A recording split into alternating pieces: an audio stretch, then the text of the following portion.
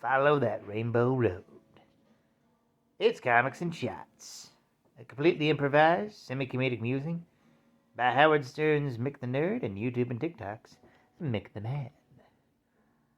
Today's subject, the Sonic the Hedgehog manga from 1992, and the Sonic the Hedgehog manga from 1992, and the Sonic the Hedgehog manga from 1992, and the Sonic the Hedgehog manga from 1992, and the Sonic the Hedgehog manga from 1992, and the prose Sonic the Hedgehog manga also from 1992. This isn't scripted, once again improvised, but I'm still taken aback that in the 1990s, Sega commissioned 6 manga and a prose story about Sonic the Hedgehog released in the same year. And here's the thing. You're probably thinking, oh, were they like in different settings or different casts of characters or anything? No. Same setting, same cast of characters. Just sometimes it would be drawn differently or written differently, but the same setting and cast of characters. Why? Just make one manga that you release monthly. What? Granted, some of them are like comic strips, but what? This has just been plaguing my mind all day. It also explains why, like, the Sonic manga is, like,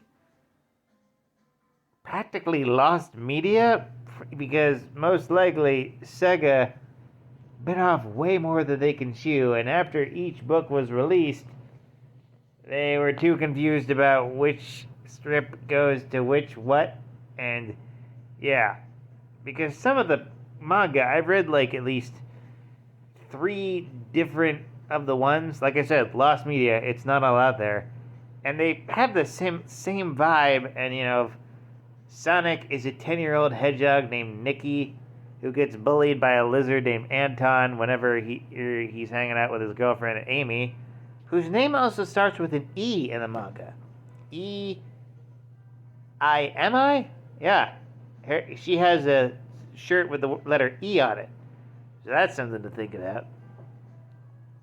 And they all seem the same, where it's like Nicky gets bullied, and then he channels the spirit of Sonic the Hedgehog to help him fight either A, his bully, or the evil Dr. Eggman, who's pretending to be the crossing guard / police officer Dogman. And the thing is, that's actually a really fun premise for a kid's manga.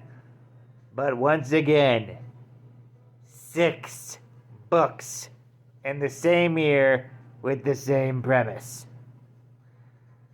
Yeah, they should have streamlined that shit. Like, I thought the treatment of Sonic in the West was excessive with the 2 comic book series, the chapter books, the kids' books, but no, Japan was having us beat. And yet, weirdly, with that much overexposure, Sonic still didn't do as good in Japan as it did in the United States and Britain. Probably because we actually tried to, like, you know, mix it up with the core concept, do something outside the games, and they just, like, mixed it up with the core concept once and then copy and pasted that 5 more times. Or more accurately, thought everybody would think, oh, it's the same thing, and, man. Once again, I like a lot of the Sonic manga I've read, too, but it's like, they were really trying to dominate the kids' manga market, and it ended up flopping really badly, probably because, like, way too much at once. You just needed to put it in one magazine, or more accurately, one magazine with a gag comic with Sonic, and another with a serious Sonic comic, like what we did in the States, baby. Adventures of Sonic the Hedgehog and Sonic Sat Ham. But, tell Sega of Japan that they're doing something wrong with Sonic, and they'll just get mad and tell Ian Flynn to write Shadow the Hedgehog like a dick, so that's the thing to think about. That's the thing to think about. And with that, like, comment, and subscribe. Donate if you're feeling nice. And always remember, praise be to the Blood Elk.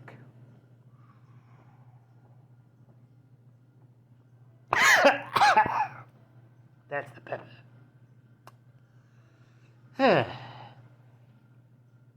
My cousin is on an archery team.